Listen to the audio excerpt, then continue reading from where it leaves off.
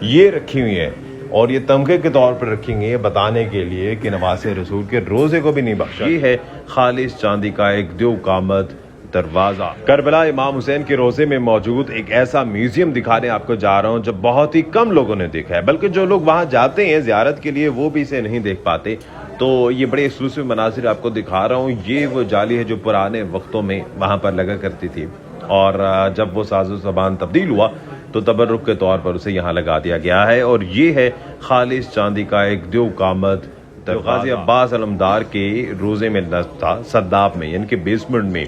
اور بڑا ہی خوبصورت یہ بڑا سا ایک چاندی کا دروازہ ہے جس میں قرآن پاک کی آیات کو نصب کیا گیا ہے، اور یہاں ہسٹری بھی لکھی ہوئی ہے جس میں بتایا گیا ہے کہ 20ویں سینچری میں یہ دروازہ نصب تھا۔ اب کچھ جنگی ساز و سامان کی طرف آتے ہیں۔ کربلا کی جنگ کے بعد جتنے بھی ادوار گزرے اور جتنا جنگی ساز و سامان استعمال وہاں پر ہوا کرتا تھا وہ یہاں پر نصب کیا گیا ہے، بالخصوص عرب جنگوں میں جو چیزیں استعمال ہوئی ہیں جس میں ڈھال، تلوار اور باقی ساری چیزیں، اور یہ زیادہ تر جو ہے اوریجنل ہے، اس میں ریپلیکاز نہیں ہیں، یہ سارے اوریجنل ہیں۔ مختلف قسم کا یہ جنگی لباس ہے، اور اس کے بعد اگلا دور آیا، بندوقوں کا دور آ گیا، اور وہ بھی یہاں پر یہ ساری بندوقیں وغیرہ تھی۔ اس کے علاوہ یہ کچھ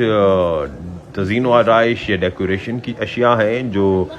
روزے کو خوبصورت بنانے کے لیے وہاں پر استعمال کی جاتی تھی مختلف ادوار میں، اور ان کو جب تبدیل کیا جاتا تھا، جیسے یہ فانوس ہے، تو ان کے بعد جو چیزیں ہیں وہ تبرک کے طور پر یا زیارت کے طور پر اس میوزیم میں رکھی گئی ہیں، اور مختلف ادوار میں ساتھ اس میں مینشن ہے کہ کس دور میں یہ یہاں پر نصب تھا۔ انگریزی، عربی اور فارسی، یہ 3 زبانیں چونکہ یہاں پر عام ہیں تو ان 3 زبانوں میں۔ اب کچھ ہسٹری کی بات کرتے ہیں تو پرانے وقت میں امام حسین علیہ السلام کا روزہ کیسا تھا، اس کے بعد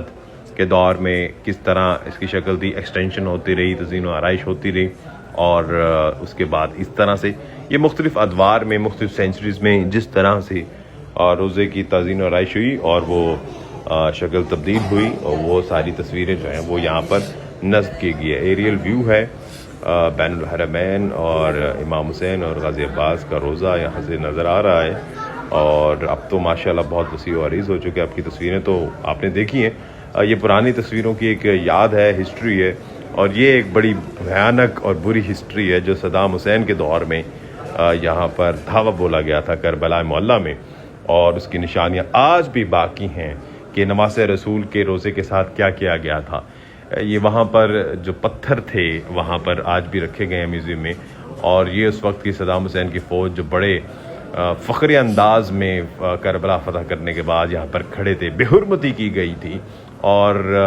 امام حسین کے روزے کو شہید کرنے کے بعد صدام حسین نے اپنی تصویریں وہاں پر لگوا دی تھیں۔ تو یہ صورتحال بھی ہے، اور یہ بھی ایک ہسٹری